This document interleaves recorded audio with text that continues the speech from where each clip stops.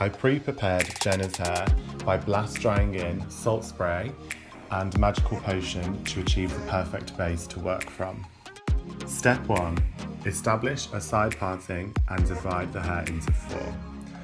Section the hair with clips and take vertical sections using the Cloud9 curling wand on medium setting.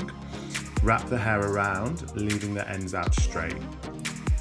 Once you've finished wanding the hair, scrunch the hair slightly to allow the heat of the hair to cool before you drop it down. This will give your waves more longevity.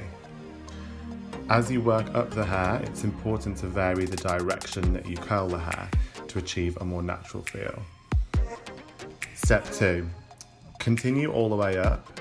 With the last section, always wave the hair away from the face. Step 3.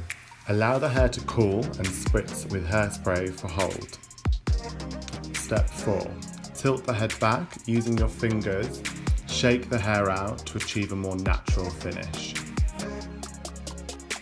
Step 5. Using the Cloud9 touch iron, take sections of hair, curl them away from the face to achieve slight more definition.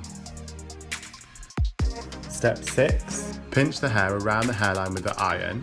This will create a slight more volume and slight more texture around your parting.